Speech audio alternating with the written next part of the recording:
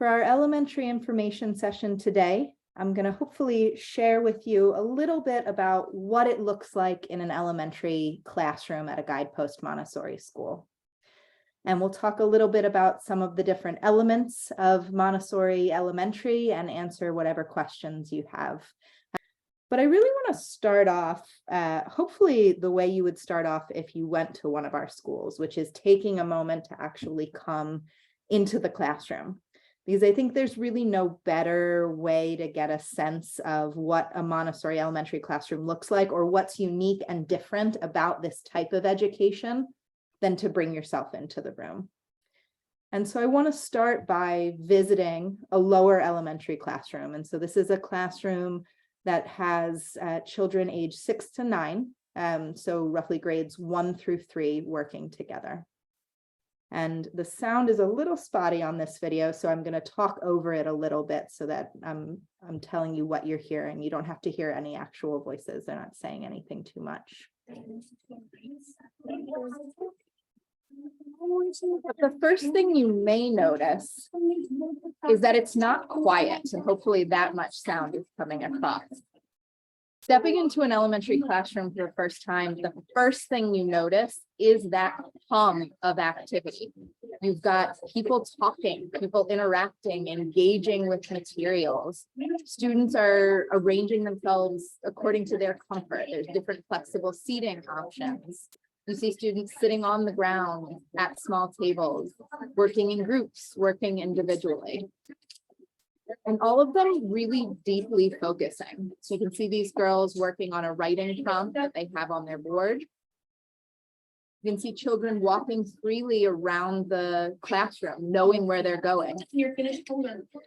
This child is just finishing a check-in with his guide to get some of his follow-up work approved. And again, everyone is moving, everybody is working, everybody is engaging with one another, with their materials, with the information.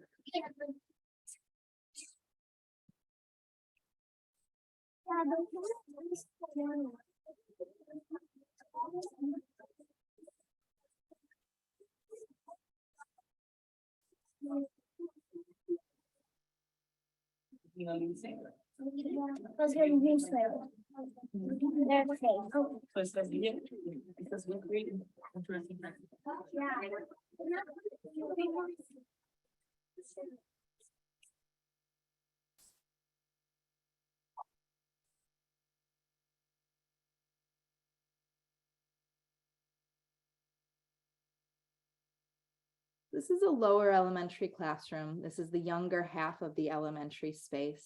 And I'll show you just one more video. I'll take you on one more piece of our mini tour.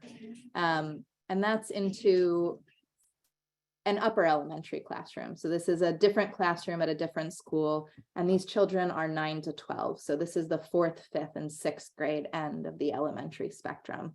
And you're going to notice a lot of the same things. I'm actually going to take off the sound for this one only because I know the sound quality is not great, but if you were in the room, you would continue to hear that sort of hum and vibrancy of all of these children working together and talking together. But I'm going to turn off the sound, so hopefully it's a little easier to hear me do a little bit of narration. But you see some of the same things. You see shelves full of materials. You see students starting to do more work conceptually and on computers. These two are exploring a physics experiment. Independent work, small group work, assistance from a guide as needed.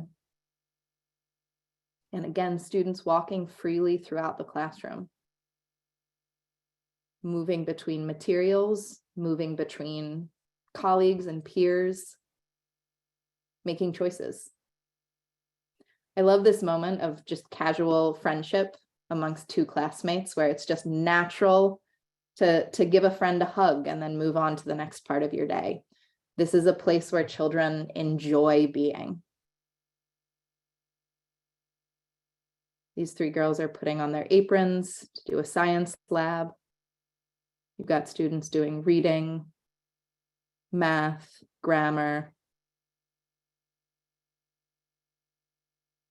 in control of their environment and control of their time. So a lot of what they're starting to build, especially in the upper elementary classroom, are those executive functioning skills that lets them thrive and be efficient and effective in this very open-ended space. And sometimes those are parents who are considering this kind of education for their children. Sometimes it's people who are considering a career in Montessori education. Sometimes it's other visitors to the community. And I'll say one of my favorite parts about giving those tours is that almost 100% of the time, at the end of the tour, the person will turn to me and they'll say the exact same thing. And what they say is, I wish I had been educated like this. And I think that feeling comes across most strongly in elementary, because this is the age where we all remember what our education looked like. We remember what elementary school was like. We know who our elementary teachers were. We remember who our friends were. We remember the smell of the cafeteria. And so it's really tangibly, perceptibly different, that this is not the type of education that many or most of us experienced when we were growing up. And I had one recent visitor who came to a middle school classroom with me, and after he finished his tour, he actually went a step further, asking me, is there a word for when you're nostalgic for something you never actually experienced? Which meant I had to look it up, and apparently someone has created this word because it is a universal experience. And I think that really explains a lot of what many of us feel when we work in and support and visit these elementary communities, because this is a different type of education, and it is different by design. And so a lot of what families will think about as they approach an elementary program is, how does this compare to what I know or what I experienced? And how was I educated, and how does that compare to how I want my children to be educated? So I don't know about you, but I remember as an elementary student raising my hand to ask permission to do everything. I asked permission to speak, to sharpen my pencil, to get a piece of paper, to go to the bathroom. By comparison, what you saw in those videos are students moving as freely in their classroom environment as they do at home, and taking the kind of pride and responsibility for the space that comes with that freedom. I remember very clearly reading books in order to get pizza every Friday, because at my elementary school, that was the only way you got the Friday pizza. By comparison, our students are reading together in literature circles. They're choosing books that speak to their independent interests and their challenge level of reading. The result is a lifelong love of literature that is not tied to a sticker chart or a prize. And most of us learned at the exact same pace, at the exact same time, and the exact same thing as at least 30 other students around us, and probably on pace with dozens of other classrooms around the state or the country. In a Guidepost Montessori classroom, the lessons are tailored to each child's needs, to their strengths, to their challenges, to their pace, to their interests. The result is a curriculum that emphasizes customized rigor, and we'll talk in a minute about exactly what that means. So let's see what this kind of education can look like. And for some of you, you already have a glimpse into this world because you may have children who are in our Children's House classrooms or our younger age classrooms. And so you know the power of those first couple years in Montessori. Children enter the Children's House classroom at age 2.5 to 3. They're newly in control of their bodies. They're so capable. They're so excited to start exploring the materials, to start getting lessons. And through the first and second year, they're introduced to this really beautiful sequence of carefully ordered materials, introducing them to the foundations of literacy and numeracy. At age 4, they're starting to read independently. And all of that is building up to the capstone of Children's House, which is that really beautiful kindergarten year, that third year in Children's House. This is a time where at the public school, the children are just starting school. They are just learning how to be in a classroom, how to exist for the half day or the full day of that kindergarten experience. In the Children's House, they're going to experience an explosion of math and literacy. All of the material work that they've been doing for 2 years is going to start culminating in a massive increase in ability and in confidence. They're also going to have the ability to serve as leaders and as mentors in their community. So at age 5 and 6, they begin to become the mentors and the guides for their peers. They also have the opportunity to look back at new children who are entering the classroom. And they can look at younger children and see that that younger child is not as advanced as they are. The result is that they are implicitly developing an understanding that skill acquisition, knowledge acquisition comes with time and with effort. They're building an internalized growth mindset that is going to serve them in good stead for the rest of their educational journey. And hopefully the next step of that educational journey after kindergarten takes them to Montessori Elementary. So what are the pieces of a Montessori Elementary classroom that sort of makes that hum and that vibrancy that we saw in the video tour happen? And there are a few elements that we'll talk about. Part of it is the challenging curriculum. Part of it is what the challenging curriculum enables in terms of the type of work students are doing. Part of it is the continuation of the mixed age space. And the result of all of those things is customized rigor. So what does the curriculum look like? What do you learn in Montessori Elementary, and how does it compare to what you'd learn somewhere else?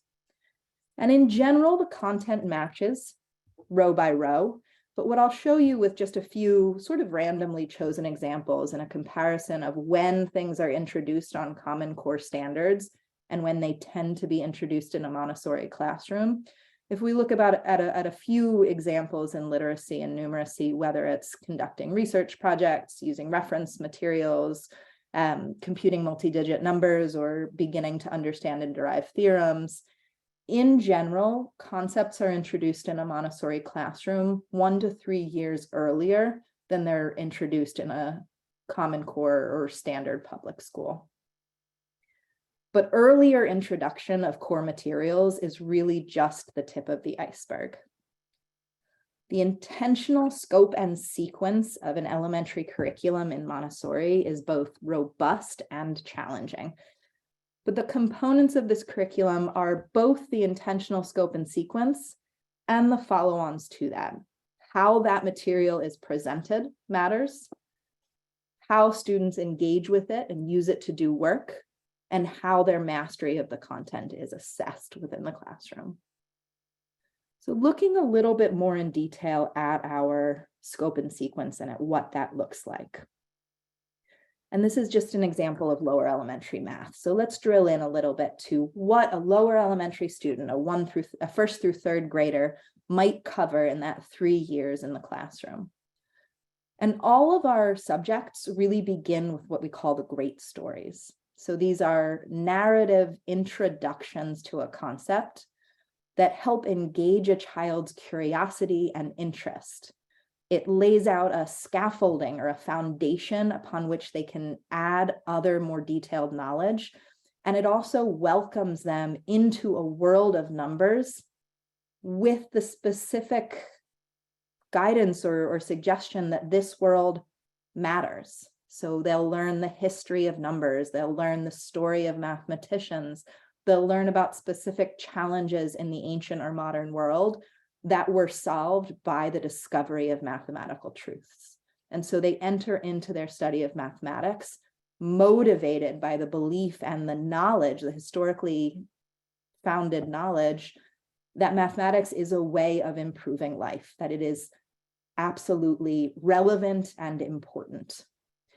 And that takes them into their decimal system operations, all 4 operations, long division, multiplication.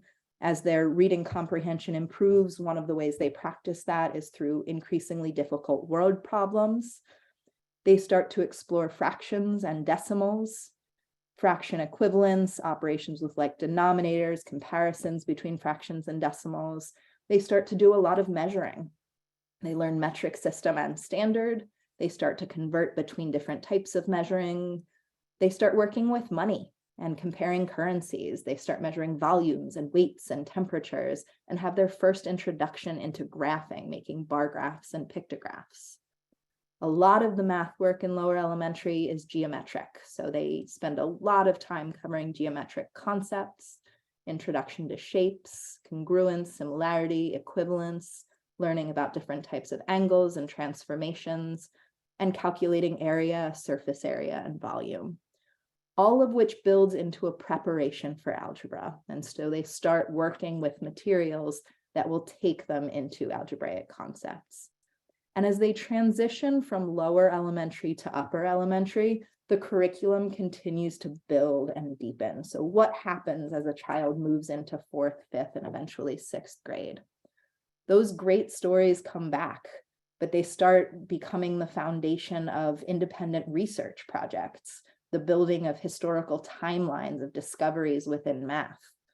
The decimal system operations start to include signed numbers, non-decimal base systems, and the applications of those concepts to real-world challenges.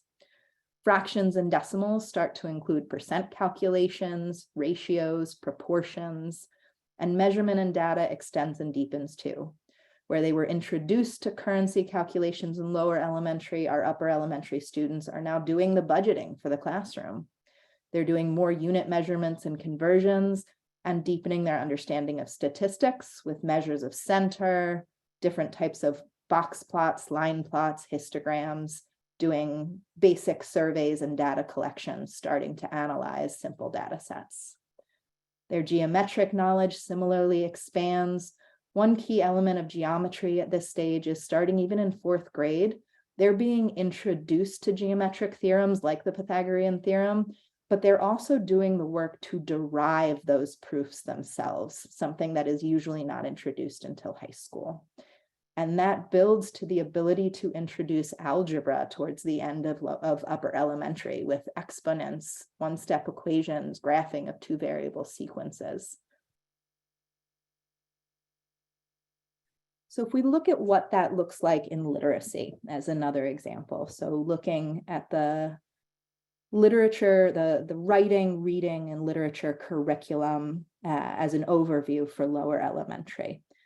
As with math, it starts with great stories. It starts with the introduction of the history of languages, of ancient civilizations, the story of writing, and how that changed human history and human life. So these topics are made real and tangible for the young child. And that drives them into spelling and grammar, an introduction to phonics, spelling words, parts of speech, punctuation, and they start writing. And their writing really changes and improves month over month in lower elementary as they start from sentences to paragraphs to outlines, narrative writing, and they build a culture of feedback and revision. So in their first months in the classroom, they build a culture with their guides and with their peers of going through multiple drafts, whether it's multiple drafts of a single sentence for a very new lower elementary child, or multiple drafts of a multi-page essay for an upper elementary one. And they learn formal penmanship. In reading, they learn decoding and word studies. They start building their vocabulary, doing explicit work on reading comprehension, and evaluating narrative elements. And all of that supports the building of a real appreciation for and love of literature. So children in lower elementary are introduced to reading as something that is joyous, as something that is interesting. They have daily read alouds. They join group literature circles where they're independently reading a book that they come to discuss together as a group every week.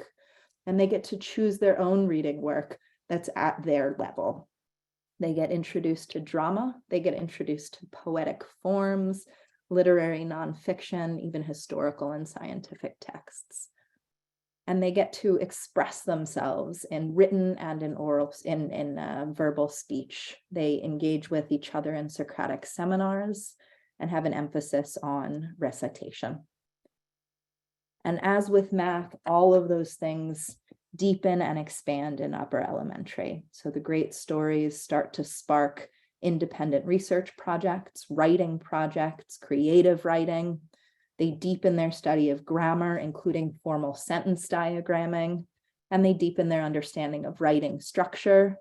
Their penmanship expands to include calligraphy and keyboarding, and their reading comprehension becomes an emphasis on critical reading of primary and secondary texts and classic literature texts. But the curriculum is really only one part of the equation. And I'll flag that I'm not going to go through every aspect of the curriculum in quite that much detail, but we have the resources if you want to look at all of the individual lessons. But the curriculum does come in a variety of buckets in addition to our reading, writing, and language and our mathematics.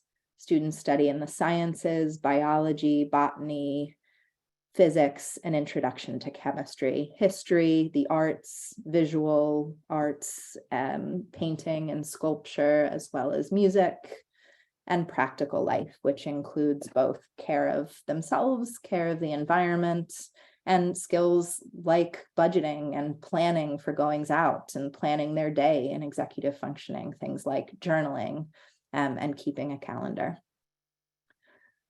But the list of lessons, again, is really only the beginning. And part of what makes a Montessori classroom so special is how those lessons are delivered. So how the content is communicated to the students. And so I'm going to share one example. This is an elementary guide in New York, and he's presenting a math lesson to one of his students. Good morning, Almudena. It's so great to see you today. You've been doing a lot of work with fractions since the beginning of the year. Yeah. So really, really fun work for you. Today, I'm going to show you something a little different with our fractions. I think you're ready? Ready, steady. So in front of me, I have all of my fraction insets, right? These are all of them. Can you take out the halves? Yeah. Those are the halves. Okay. Today, we're going to find fractions that are equivalent to a half. Okay. You might be asking yourself, what does that mean? That's okay. We're going to find out. All right. This is 1/2, right? This is how we write 1/2, right? It's going to be a 1. And there we go. 1/2. What am I going to write down here? Do you know? Right.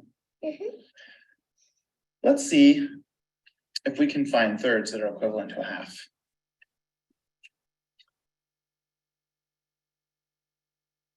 Oh, it's too big. Right. They don't fit in the same inset. I don't think those are going to be equivalent to 1/2. Yeah. Right. Sorry.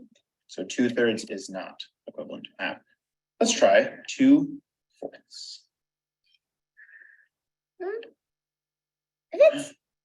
So what did we learn? That it can fit. So 2/4 is equivalent to 1/2. And this is how we're going to show that, right? Yeah. We have our 2/4 right here, in the same position as our half. We're going to say that they are equal. And another way of showing this is we can write this, right? 2, right? Do we have 2? 2 of our fourths. 4. 2/4. Do you think these are the only fractions that are equivalent to a half? I don't think so. Okay. Well, we're going to find out. Okay. That's the most fun part of this. Let's try with our fifths. Let's see.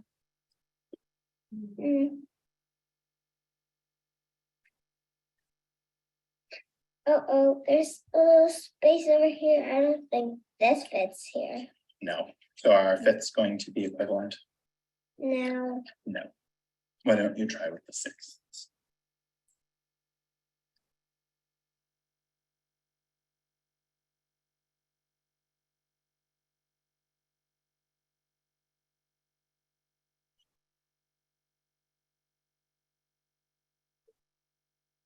This is it.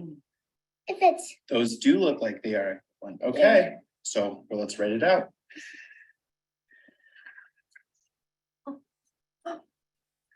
Okay, what are we gonna write? How many do we have?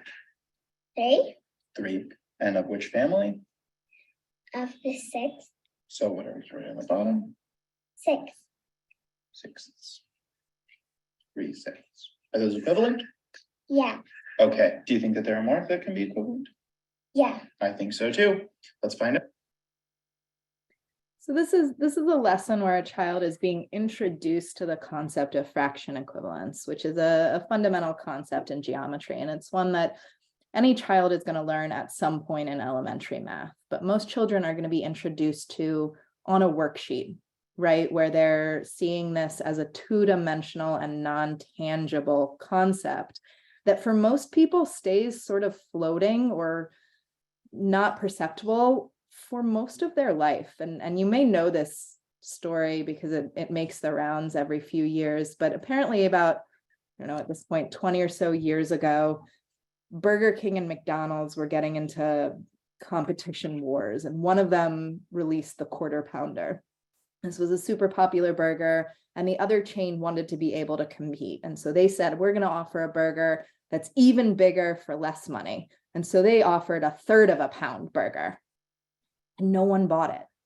And as they started surveying their customers to figure out why you weren't going to buy the bigger burger for less money, what they realized was the majority of the American public thought that the third of a pound burger was smaller than the quarter pounder because 3 is less than 4.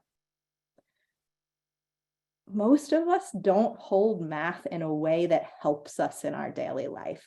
And what this little girl has just realized in a moment that was literally for her an aha moment where she went, as she tried to fit 2/3 into a circle left, a space in a circle left by a piece that was 1/2. She has just proved to herself, to her eyes, to her hands, and to her mind that 2/3 is more than 1/2. She's just understood the relationship between a third and a quarter in a way that a lot of adults have never managed to do because this wasn't the way these concepts were introduced to them. And so the introduction of concepts is different. But what happens next? Sort of what's the takeaway from this lesson? How does the guide know that this child really understands and deeply understands this concept? And part of it you can see in how the material works and how he's introducing it to her, right? So at the beginning of the lesson, he's writing out 1/2 for her. 2 steps in, he's asking her for the numbers and she's generating the fraction 3/6. And as she'll continue in the lesson, she'll start writing it out in her notebook. Eventually the guide will leave and she'll start engaging with this material independently. Tomorrow during work period, having already learned this lesson, she may decide to take this material off the shelf and spend time engaging with it without an adult. The result of that practice will be some follow-up work that the guide has assigned to her. And so you can see some examples from some of our elementary students of how they've done follow-up work on this specific lesson of fraction equivalence, where they're drawing out and they're actually using the shapes as a template to show all of the equivalent fractions that they've discovered using this material, whether it's 1/2 or 3/6 or 4/8. And that builds towards a multifaceted approach to assessment, which really gives a nuanced view of what a child knows and how well they know it. So partially that's because assessment is built into every lesson. This isn't a lecture being given by a teacher to 30 students. This is a very intimate individual or small group activity that comes part and parcel with a lot of questions, checks for readiness, checks for understanding. At the end of that lesson, the guide has a really good sense of whether or not the child has understood the material that's been presented and has a really good sense of whether or not they're ready to move on to that follow-up work, or they actually need to hear this lesson again tomorrow. And then that follow-up work is formally evaluated. So one thing you'll notice is this work is neat. It's sort of pretty. Most follow-up work will go through a round or 2 of revisions to make sure that it's correct and to make sure that it meets the classroom's standards of excellence. Eventually, that work can become part of a portfolio, can become a final project that shows the students' progress over time, whether it's in their writing skill or fluency. And we do also do some standardized testing. So 2 to 3 times a year, students will take a test that provides a comparison to national norms. We use tests called the MAP test, DIBELS, which is a specific assessment of literacy in lower elementary, and then in our upper elementary classrooms, we use IXL. And all of these help provide a piece of the assessment picture. So I want to share one more example, just to show what this could look like in a humanities subject rather than in math. And so I'm hoping the sound is okay, but the classroom is a little bit loud and the guide is speaking a little bit softly. So I'm also going to stop and start a little bit and narrate a bit just to make sure you don't miss. But these are 2 8-year-old students with their guide who has invited them to come and hear a history lesson. And the lesson itself is about 20 minutes long, so it's a bit cut and paste to show you the different pieces of it. We won't watch it for 20 minutes. Sorry. This is a story about the Greeks. Last year, when we read See, and we were reading about the war between the Greeks and the Trojans. So she's recalling for them prior knowledge. So she's reminding them of the fact that this class actually together read the Odyssey last year. And so they did a lot of work on the history of Greece. They've read a decent number of Greek myths, and the children are supplying some of what they already know about the culture. Yeah, it's amazing. This is a story about what happened a few hundred years after that.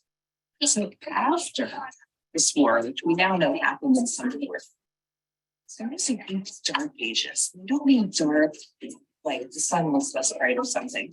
I mean dark like something happened to the civilization and we still don't know what. But it was dark.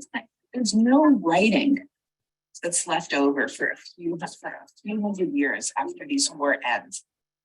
And so it's thought that the light of literacy was going to be no written records for a few years after this.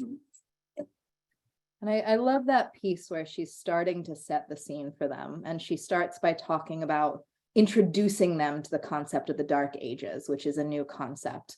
And she starts by reassuring them that she doesn't mean dark like the sun was less bright. And you can see on the children's faces, they're sort of laughing because they get the joke. They sort of intuitively know that's not what the Dark Ages mean. But then she gives them the conceptual understanding of what this time period was. So she talks to them about what it would look like to live in an age without writing and why an age without literacy is considered a dark age. And sorry, see, something happened to the civilization for a few hundred years after these war ends. Literacy And grab some maps and a globe. And you know what? So they can Greece is explore. Have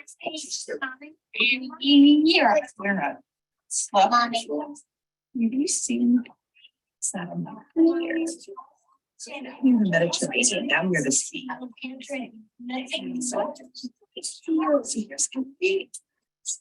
What's today the country of Greece? Right here. And that was a country, but that wasn't a country. It was a bunch of little cities. They all shared the same language. Had our pictures. So she finished her story. We missed a lot of the narrative, and now she's introducing them to the work that they can do. So to the material that's attached to this lesson. The story. What is the terrain like? It comes in this kinds of plants. What people live there. Is the climate like? How's water right? What kind of fauna? That sounds like the word fauna is animals. And how, when, why? And did we answer any of the questions in the story? Did we hear answers for any of these? What was like walking? Okay. Yeah, do you want to write that down? I believe Leave you things, you can do these. Do you think you could find the answer to that question you didn't already know too? Ceremony. You think you could find the answer to that? So if you can't quite hear what she's saying, she's finished giving them several examples of how to start filling out these charts. And she's leaving them now to say, okay, you can work on this on your own. And she's left them with a challenge. And we paused this on the moment of the girl's face responding to that challenge, where she said, do you think you can find the answer to a question you don't know? So the answer to a question I didn't already answer for you in this lesson. Can you go beyond what I've given you? And here they go.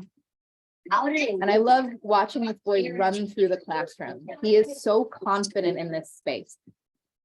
He knows exactly where he's going. He knows what he needs. He knows how to get it. And note that the teacher did not tell him what to go get. So the teacher did not leave them at the end of it and say, okay, grab a pencil, grab a piece of paper, here's the structure, copy this down, start writing. She left them with a challenge. Can you answer these questions? Some of which I've given you the answer to, some of which I haven't. And they spring into action in different ways. So this boy actually grabs his pencil and paper. No one has told him how to prove that he can answer these questions. He could have copied the charts. He actually winds up deciding to write an essay. So he starts writing narratively. The little girl has jumped up and is running to the bookshelf because she wants to find reference books she knows are there that will tell her more about ancient Greece. And this is a little snippet of that. And I'm actually going to cut this out because I know it's a bit distracting, but she's found a couple books that tell her more about Greece.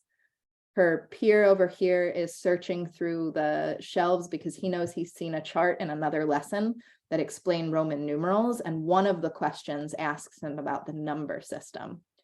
And if you watch this girl here, what she's doing, she's just flipped to the table of contents, which she knows how to use. So she's chosen a book. She's accessed the table of contents. She's looking up education because that's what it's questioning her about, going to the relevant page and getting from this text the information she needs to answer her guide's questions. So what does that curriculum open up? What's enabled by both that type of curriculum with all of those in-depth concepts and that unique method of delivering content? And what that curriculum enables is something that we call big work. And this is sort of a key element of an elementary classroom. In Children's House, if you have a child in a Children's House community right now, you'll know that they get a lot of efficacy out of repeating the same work over and over. And in elementary, that repetition, that pride in repetition starts to push towards elaboration. They want to take what they've given and go farther. And that's the idea of big work. It's what happens when an elementary child takes all the pieces of the environment, all the things that the classroom can give him, the lessons that he gets from his guide, the materials on his shelves, the activities, the other students he's interacting with, and he creates something that is unique to him. This is an example of a piece of big work that I happened to stumble upon in one of our classrooms that I was visiting yesterday, actually. And this was a follow-up work from a lesson on angles. And the classroom was actually preparing for a celebration of knowledge where they were going to show to their parents some of their best work. And so I asked him, is this for your celebration of knowledge? Because it was so beautifully done. And he said, no, this is just everyday follow-up work. And I want to pause for a moment on what it takes to build a classroom where this is everyday work. And what are the elements or the pieces that he's bringing together to create this big work. And one of the things I'll also share is this isn't completed. This is a work in progress. And so what you see here is actually his first draft. So he has 3 additional pieces he still wants to write. Each piece he has written out in cursive on another piece of paper. He's given it to a guide to ask for feedback, edits, and revisions. He's created a second draft, and now he's ready to put that second draft on the final project. So what does it take to get this kind of work? It takes a lesson on angles. It takes a student who understands angles and can generate examples of acute or obtuse angles. It takes follow-up work. So the assignment or requirement that he show his understanding of angles. And it takes a culture of revision and edits and drafts. It requires a culture of excellence for a student to go through the work of pulling out a straight edge when he wants to write the title, of making multiple drafts that he's asking for edits and perfecting before he puts it on the final poster. And then this unique piece of work also takes something that the child's bringing in of himself that is unique to him and unique to his goals. And this child actually explained to me that one of his goals for the year was perfect handwriting, that he personally was motivated to make his cursive beautiful. So this particular piece of big work is a combination of curriculum, of instruction, of culture, and of the unique individuality of this child in this classroom. And all of that is deepened and supported by the fact that he's in a classroom with people a year older than him and a year younger than him. So the mixed age classroom in elementary, in lower elementary is ages 6 to 9, grades 1 through 3, and in upper elementary, ages 9 to 12, so grades 4, 5, and 6. And why mixed age? So what's the benefit of having that 3 or in some classrooms, even 6-year age range at the elementary? And I think the benefits are both social and academic. And I'll start with a bit of an anecdote from one of my recent elementary classroom visits. And I was visiting a classroom near me here in Texas, and this is actually a mixed lower and upper elementary classroom, so it's at a full 6-year age range. And for those of you who have visited a Montessori classroom, you know that there's a routine around observing. If you're observing, you often wear a name tag that says observer. There's usually an observer's chair where you sit and you try not to disrupt the classroom's work. And that was me on this day. I was the observer. So I came in, I had my name tag, I sat in my chair.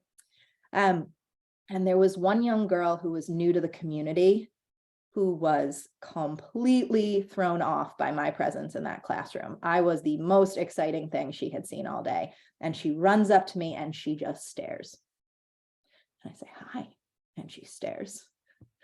And I say, what are you working on? And she stares. And I'm thinking, okay, how am I going to get her to stop focusing on me so I stop being a distraction in the classroom?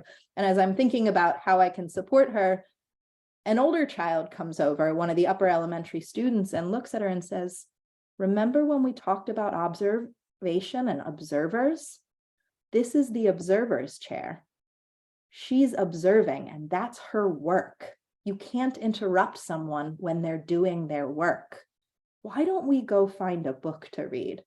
And she took the younger child by the hand, led her to the library, and for the next 20 minutes of my observation, they read together.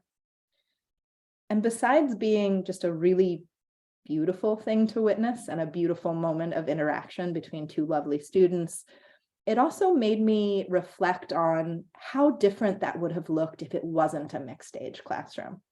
So if this had been entirely a classroom of 6-year-olds new to the culture, I would have thrown the entire class for a loop. They all would have been distracted because there wouldn't have been that set expectation held by the older peers. But additionally, if it had just been one distracted child and a guide or an adult had been the one to come over and say, hey, we don't bother observers, let's come and do another piece of work, she might have gotten the lesson, don't bother observers, but she wouldn't have gotten any of those secondary lessons that she learned in this experience, which was about how you can interact in a classroom and what role a child can take in the community. She's looking at this older child and she's implicitly or explicitly learning, this is how we behave in this classroom as children, as classmates, as peers. This is a role I can take as I grow. This is the kind of person I want to be. And the benefits extend into the academics. Importantly, a mixed age classroom lets us respect each child's learning pace. Not every 9-year-old is ready for the same material at the same time. You may have a girl enter the classroom and be ready for math concepts that are 2 to 3 years above her grade level. The classroom has ready access to those materials. Those lessons are being given. She has a peer group that she can join. That same girl may need extra support to catch up in literacy, and the classroom has no sense that that's wrong or in any way unusual. She's not given the lesson, the message that she's behind or ahead, but simply that she's being challenged to her optimal level in every subject. Students also get to learn by teaching. They get opportunities for leadership and mentorship, and they're in a consistent environment for multiple years. You saw that child in the history lesson running across the classroom with total confidence, knowing what he needed and where to get it. And that level of comfort and agency within the classroom comes with time. So how does it all add up? All of those curricular elements, all of that beautiful big work in a mixed age environment equals something we call customized rigor. And it really is founded on and supported by the child's relationship with their guide. The guide really takes on a coaching role in elementary and adolescence. They're having one-on-one conferences where they help a child set goals, plan lessons, track progress, figure out how to control and own their time. And so this really is why we don't necessarily talk about a Montessori elementary classroom as individualized education, because it goes a step beyond individualization towards customized rigor and assurance that each child is not just met where they are, but challenged at the right level for them in that topic on that day. I'm gonna skip this video and answer just one question that sometimes folks ask, which is, after this wonderful Montessori elementary experience, what comes next? And as some of you may or may not know, we actually do have a network of sister schools, which is our middle and high school. And so the Academy of Thought and Industry is our network of schools starting in 6th and 7th grade for adolescent learners, middle and high school. This is our network currently. This is where we're located. We do have a fully virtual school as well. And for those of you that are just looking towards a move up to elementary, we are always growing and expanding with the goal of having a middle and a high school everywhere we have an elementary. So my hope is for your children who are just entering elementary, by the time they are ready for ATI, they will all have one locally available to them.